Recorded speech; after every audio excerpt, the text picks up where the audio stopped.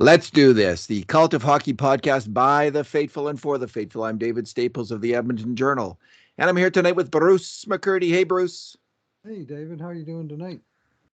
Good. That was a spring drizzle of a game, I thought, Bruce. Not a lot of intensity in that one, but that's okay as long as when your own team wins, right? You just need the 2 points, and that's what happened. The Edmonton Oilers beat the San Jose Sharks 5-2 in a drizzle of a game, which was highlighted by a lack of intensity, I thought, from both sides. But Edmonton was able to get the win. So we'll do our 2 good things, 2 bad things, and 2 numbers podcast, Bruce. What? Oh, just wait. I'll tell we usually do this. The grade A shots. We had 20 grade A shots for the Oilers. Sounds like a lot, and they did get a lot. I think 10 of them were of the 5-alarm variety.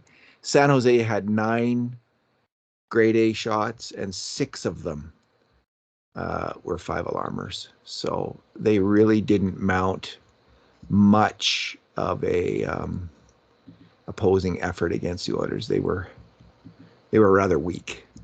Not the San Jose Sharks that we're used to, is what I'm going to say. Well, the one line was pretty darn good with Hurdle and Meyer. Man, they were bringing the hurt at times, but yeah, they didn't have a whole lot of help there, I don't think. No. I mean, Hurdle scored the goal, Myers or 1 goal, and assist. Meyer got 2 assists. Eric Carlson got a goal and assist. That was all their points. The same 3 guys connected on both goals. And that was their 3 best players to my eye. They have some good players, but not a lot of depth on that team at all, really, by the looks of things. Not a lot of, compared to how scary that team used to be. I mean, they just used to cycle the Oilers to death. Yep. It was just painful to watch those games. And but that game wasn't painful. It was just kind of boring. All right, Bruce, let's go. What is your good thing? Yeah, I'm going to single out the brand spanking new 3rd Oilers line of the Ryan Nugent Hopkins returned from injury, along with Derek Brassard, acquired at the trade deadline, and Jesse Puljujarvi, reassigned from the second line. And I thought all 3 of those guys had a terrific game and collectively dominated both the puck and the Sharks. And Nugent Hopkins, he somehow he didn't get a point. He was +1, and he was in the center of the goal that was ultimately credited to Brassard by driving hard into the middle. But I liked his driving hard wherever the puck was going. I thought he was really on it and engaged in the puck battles. And in addition to his 7 shots, he led the team 57% on the dot.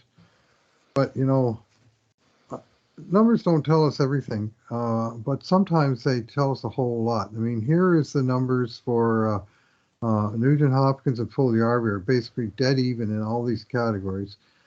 Shot attempts 21-5, Edmonton, when they were on the ice in about 14 and a half minutes.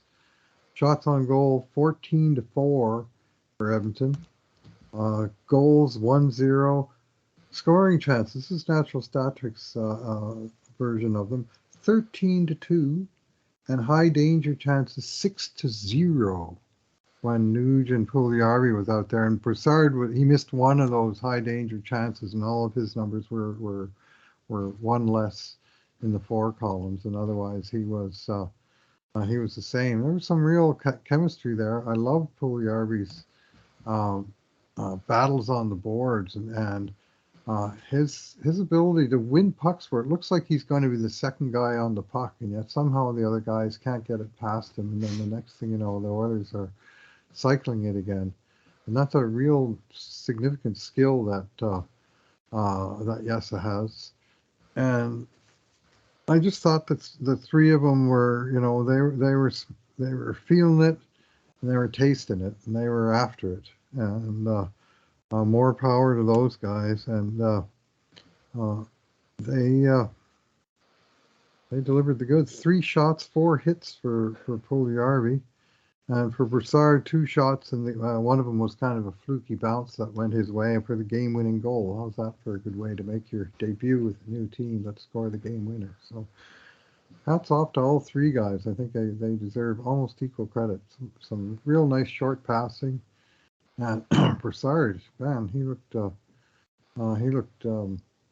real good in sort of tight quarters, delivering passes. And I looked him up, in Philly. I think, he got 16 points in 31 games playing a lesser role.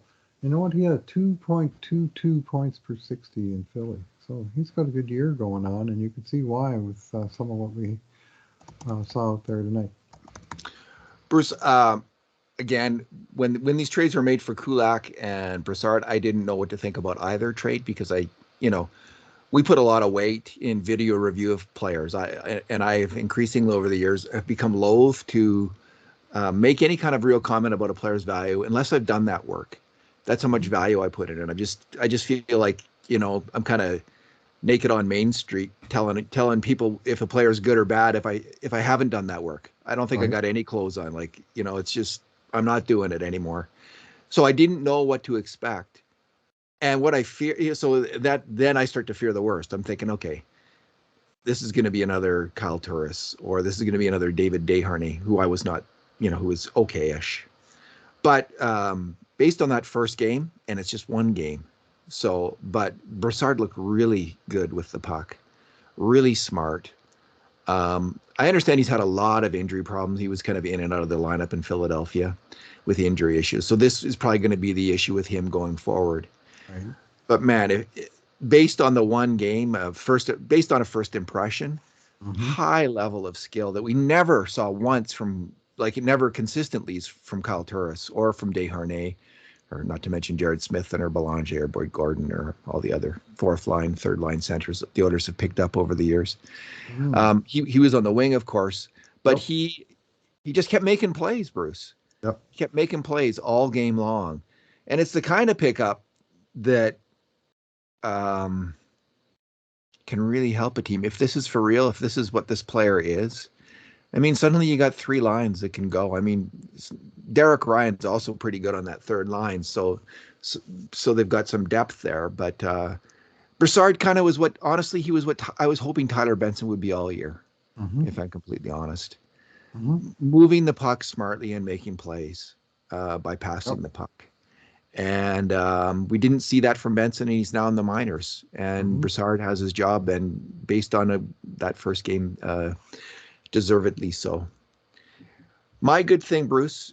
And I just want to say that was Puljujarvi's best game in a long time. Yes. And Nugent Hopkins was brilliant. They were both in on. They led the Oilers. They were both in on, made major contributions to 7 grade A shots. All of Puljujarvi's at even strength.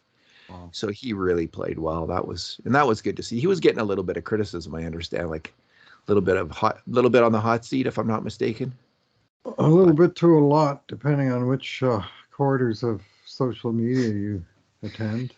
Well, there's always a faction, who's attacking this player or that player. You can always find a group of people who hate any Oilers player, probably even Connor McDavid. Like they're probably I actually know some people who think the Oilers should trade McDavid and are down on him. So every single Oilers player has his detractors. My good thing, Bruce, there wasn't a whole heck of a lot to get you the spine tingling in that game, but Edmonton's 4th goal in the power play. That was awesome. That was such a great goal. And it starts off, they're kind of winning the puck along the boards, passing her up, around, up and down, between Barry and other players at the top. And it finally goes to Nugent Hopkins on the left half wall. And he makes just a very nice, quick, deft little pass down to Hyman at the side of the net. And it just made me think how much they've missed Nuge making that pass. Yep. So, and then Hyman makes even a better pass, right? He then one-ups Nuge by finding, he makes the low-high pass, as I like to call it, to McDavid on the right half wall. it's hard to find that player by the side of the net. There's a lot going on down there, and things are happening fast, and Hyman picks him out, makes that pass. And then McDavid one-ups Hyman by making an even better pass yet, whipping it right through some traffic. The horizontal dart to Draisaitl as he's cruising into the slot, bam, in the net. And the finish was brilliant as well, like to get that puck and put it right in there, right off. Everything was fantastic about that goal. It was remarkable, and it was great to see. Yeah, the speed that they got rid of the passes, like Hyman, the secret to Hyman's success there wasn't just the pass that he made, but how quickly he got it. Like the puck went to him down low, the players see him as the threat briefly, and right away he bunts it out from near the blue paint out to McDavid on the half wall. Well, now they're scrambling, and when McDavid passes back into the middle, they are dead. Like the end zone replay will show you on that. I love this. Leon takes McDavid's pass and he shoots it right along the ice, right into the geometric center of the net, which is completely wide open, 6x4, and he just put it right in the center, and there was no chance of anybody that was going to stop it because they beat them with passing. And the finishing shot, it was basically the slam dunk, just put it in the middle of the net because you got the whole thing to shoot at. And Leon did not miss, but that was some super passing, and puck went through Barry a couple times at the point, and he's so crafty back there. I appreciate Barry's some of his decision making when he's got the puck along the line of which way to turn it. He's like the point guard. He's not often guy's going to let fly with the 3-pointers, but he sure, the play is going to go through him back there, and that play went through him twice before, and just 15 seconds for the whole thing. And all 5 guys touched the puck, and some of them touched it a couple of times each. He is a good power play quarterback. I know I've advocated in the past, recently, last game, for Bouchard to be the quarterback of the power play. It's a luxury to have two players who can do that job, frankly. And I do think Bouchard is a better power play quarterback than Barry. That said, Barry is very good. I mean, he didn't lead the league in points for defensemen last year because he's a terrible offensive hockey player. He can really move the puck.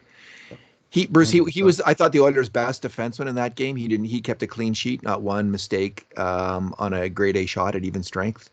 And he's been playing well. He's had a better season than last season, I think, for the Oilers. He's been a more consistent player, and he's trended up all year long, actually, getting better and better. Now, part of that is because he's moved down and he's in the third pairing, so he's facing less difficult competition. So players tend to start to look better, and their numbers on grade A shots and stuff tend to improve a bit when they face lesser competition, and go vice versa when they start to face tougher competition. That said, he's doing very well and is a valuable player for the Edmonton Oilers, which is really good because it may be that the Oilers are going to have to trade Tyson Barrie this summer in order to make some cap space. So it's good if he has real value and can maybe even bring in a decent player in return. So it's in that way, it's also good that he's on the power play. If you let's put on our GM hats for a second, and who do you want to get the points? We want to get the money. Well, he's already getting paid. He's already getting paid, and he's the one they want to have trade value. So you don't necessarily want Evan Bouchard putting up the points and getting a bigger contract, and you want Barrie to do it to make him more tradable. So Bouchard was good tonight, but Barrie and his new partner Kulak tonight, shot attempts 22-7 with Barrie on the ice, 20-7 with Kulak. And there was some nice early, looked like chemistry to me in terms of the way they shuttled the puck between themselves and got it to the open guy. And once he had it, Kulak, I like Kulak, what I saw of him tonight. Nice and mobile and seemed sure-handed with the puck, I did too, Bruce. I thought he moved the puck very well, and obviously he didn't make any mistakes either on a grade A chances against. So good for him. Bruce, let's move on to our bad things. I guess I'll go first because we're just going to cover both goals. The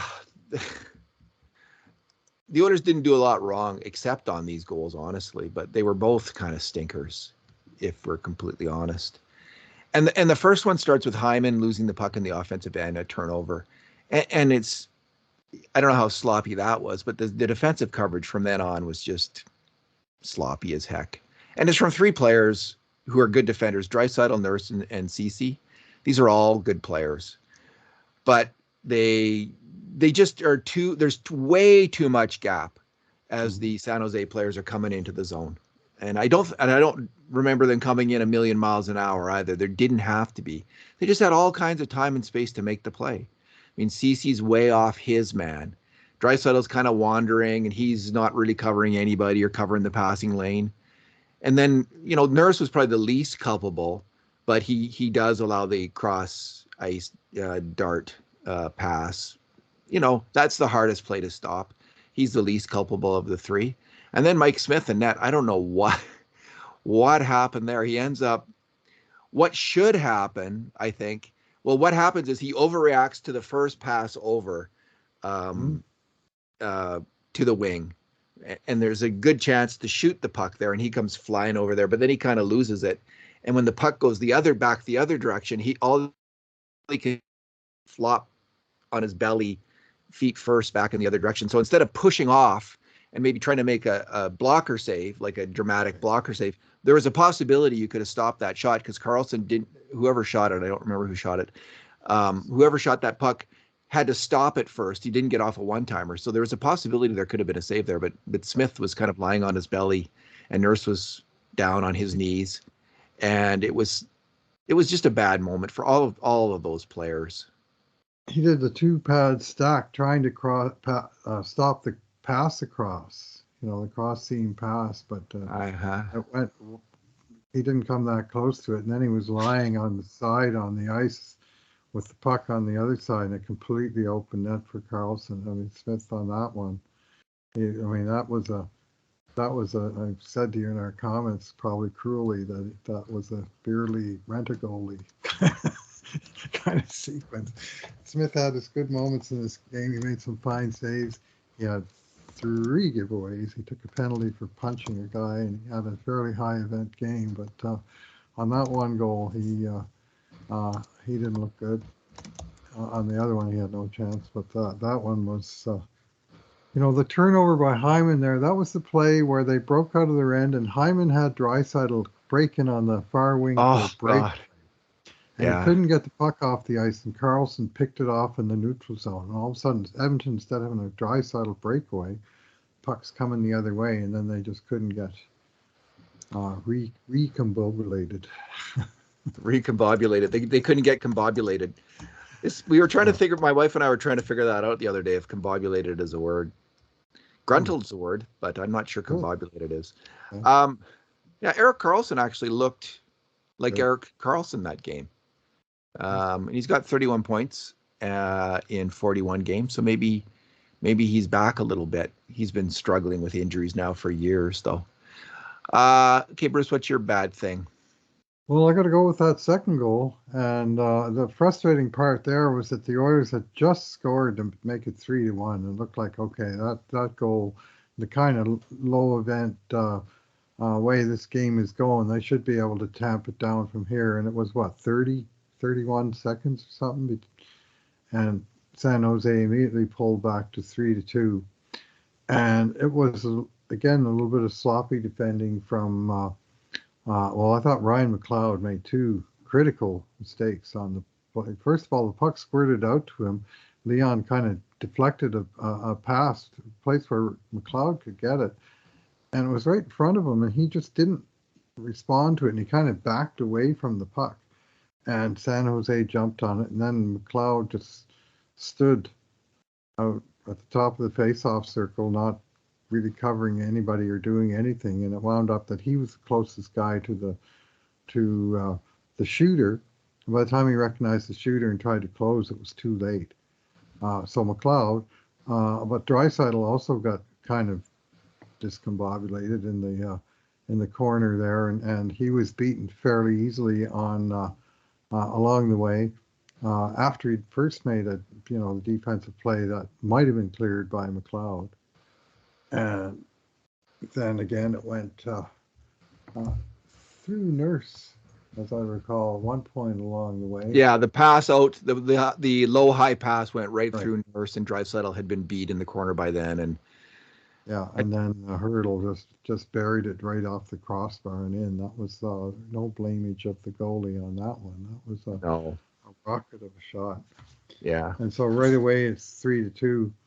And Jay Woodcroft responded by demoting Ryan McLeod from the second line to the fourth.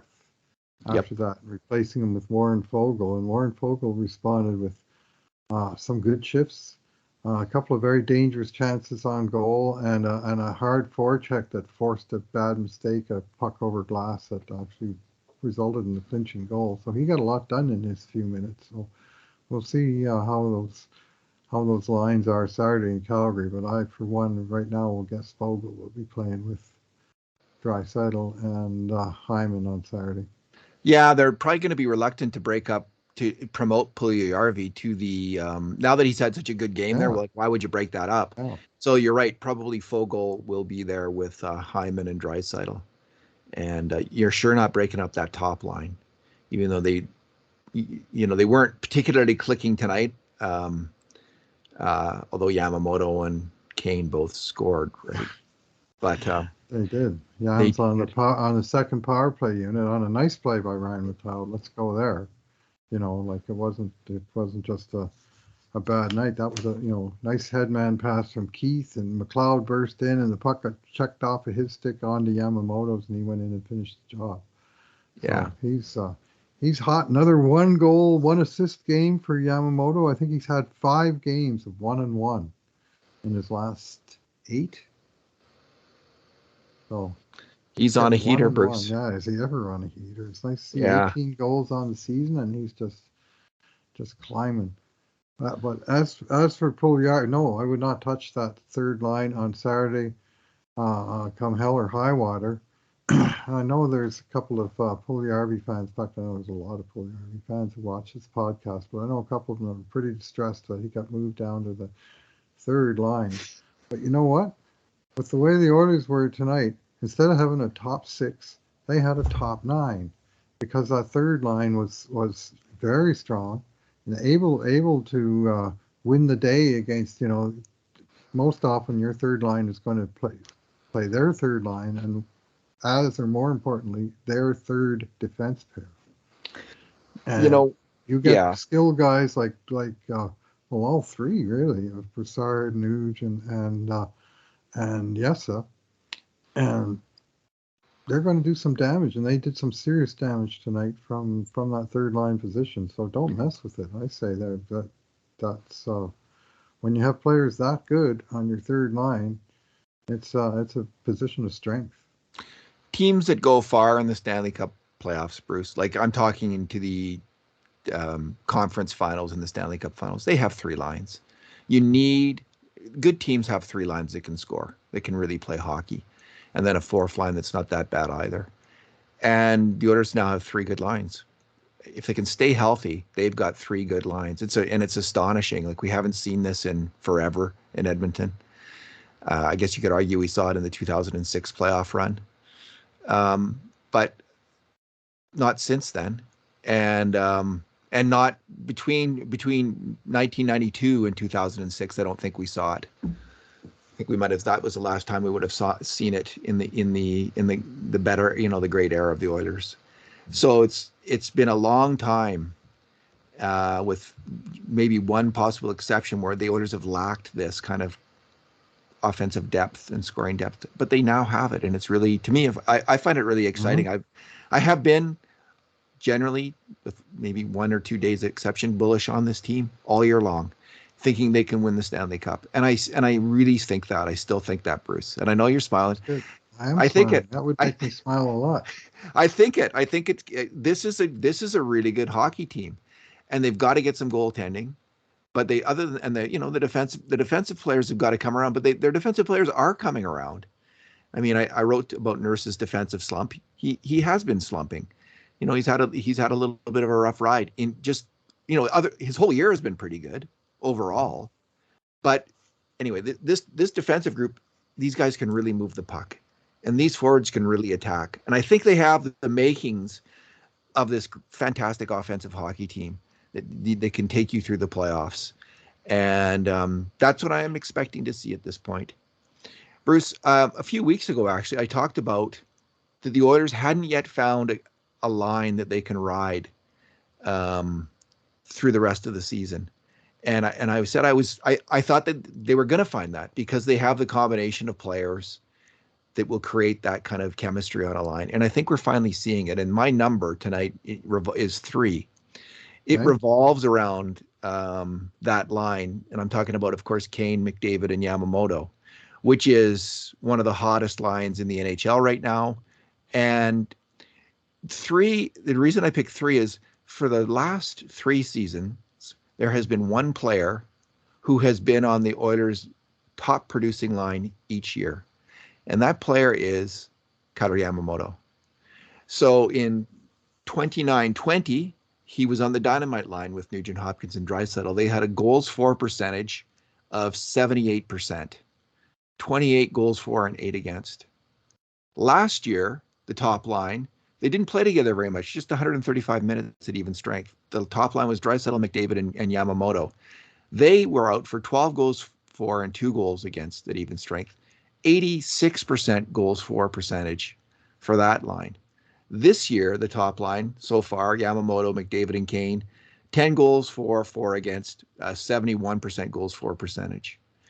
So Kailer Yamamoto, like every Oilers player, has his detractors, but we have called him a glue player.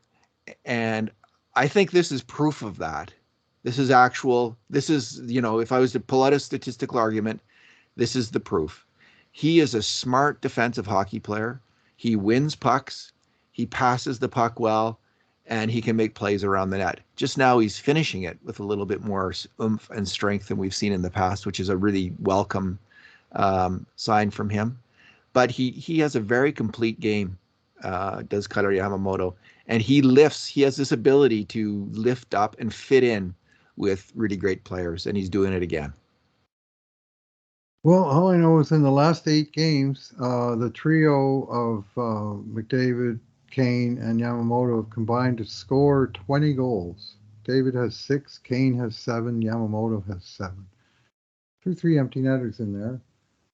Some power play goals, no doubt. But, I mean, when you're scoring that much, you expect to get goals in all situations, and that's what they're doing. Also note that in 4 of those 8 games, the Oilers have had 40 or more shots. Wow. And, that's 41 in this game tonight. And, so they're not just controlling the puck, but they're actually doing something with it, taking to the net, getting their chances and, popping some goals. And they have, another 5 spot on the board tonight. And that trio has been red hot, but I agree with you that Yamamoto's a big part of it. He's really active on the pucks, shaking pucks free, and making little skill plays to get them to guys. We all wish he had a laser of a shot, but he's finding a way to get into the dirty areas, as they call them, and pop the puck home, and he did that again tonight. So, gotta like it. What's your number, Bruce? Yeah, I'm going to go with the number 16, and this is a sweater number assigned to Oilers newcomer Derek Brassard. And that was the number worn all year by Tyler Benson that got promoted to the Oilers this year, played most of the year with the team. He'd always worn sort of a training camp number 49 in his prior years. And this year they said, pick your number, and he chose his own number. And he got sent down a couple of weeks ago, but he's still in the organization. He got 2 assists for Bakersfield last night in their 4-2 win over Colorado. And a new guy came into the team. He's never played for the team before, Derek Brassard, and they gave him Tyler Benson's number, and I don't understand it. I just don't think it's a good message at all to the kid. It's like, oh, you're gone and forgotten. We even gave your sweater to somebody else. You're out of here.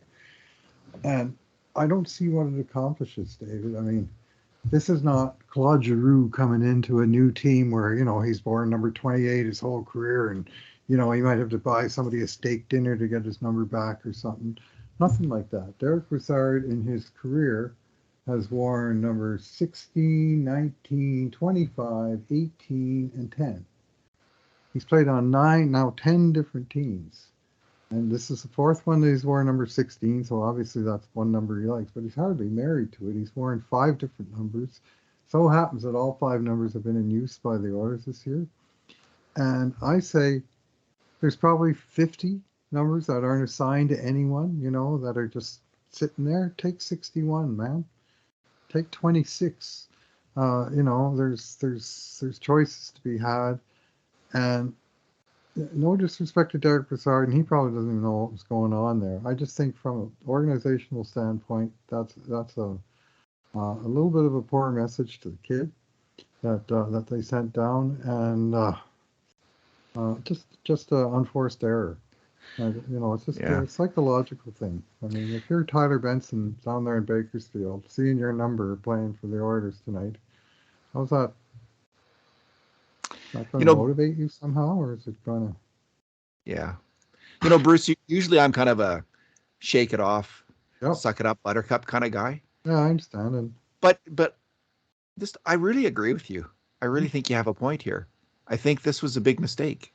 It was, they didn't have to, it was an unforced error, right? You didn't have to do this. He for all we know, Benson will be back with the team this year. Oh. There could be a couple injuries and he could be back. Now, he got a fair shot, Tyler Benson. He played well. Yep. Or, excuse me, he didn't play well. He got lots of ice time and he didn't play well. He didn't play well enough to stick. I think that's not a controversial statement. I think that's the consensus view of his play this year. And nonetheless, why do that? I mean, who does that? Just don't do it. He's on the team this year. It's like if they gave away Slater Kukuk's number 20 or Nima Linen's number, or anyone who's been with if 86, if they gave Brett Kulak 86, you'd think, what? Yeah. So I'm thinking, like, what? I agree, Bruce. This is players take their numbers personally. This is a big deal. So maybe this is a big number for Brassard. Maybe he really wanted it. Maybe they called Benson and cleared it. So this is the one thing we don't know. Maybe they said, hey, maybe Brassard really wants this. Maybe he paid him money. Like, I've heard players actually pay money to other players to get the number that they want, right? Like, that's happened. So maybe there's something behind the scenes that we don't know. Hey, I'm hoping that's the case, because otherwise I don't like this. I'm with you. I doubt it, because the number came out while Brassard was still en route to Edmonton. The team was flying from Denver to Dallas. Benson was off in Bakersfield. I mean, it's not like Brassard had the chance to take Benson out for a steak dinner and say, I really like that number. You're probably not going to be using it anymore this year. Yeah. Like I say, it's not like he's Claude Giroux or some guy that's completely associated his whole career with one number that really wants. Sometimes you do hear that story. Yeah. And he comes in and somebody graciously steps aside, but there's usually a conversation that the one guy might be wearing a new Rolex. You never know exactly what's going on there. I just thought it was a little bit of bad form and just a little bit of disrespect, honestly, to a young player. Whatever criticism you can say about Tyler Benson, you cannot say he didn't play his ass off and give everything that he had while he was here, which he did all of that. It just didn't click. But don't throw him out in the trash. Yeah. Never would have happened if Ted Lasso was the coach, Bruce. All right. Let's leave it there. We got a game coming up when? Saturday night. Hockey Night in Canada at Calgary Flames. So that'll be 8 p.m.? 8 p.m. late slot. All right. Hockey Night in Canada. Okay. All righty, man. Well, I'll join you then. Yeah, I'll join you then. And the Oilers are going to win that game. All right. I don't mind the chances in Calgary right now. Yeah. Healthy team. It's so nice to have a healthy team, isn't it? Yeah. Bruce, thanks for talking tonight. Thanks for listening, everyone. And in the meantime, and in between times, this has been another edition of the Cult of Hockey podcast.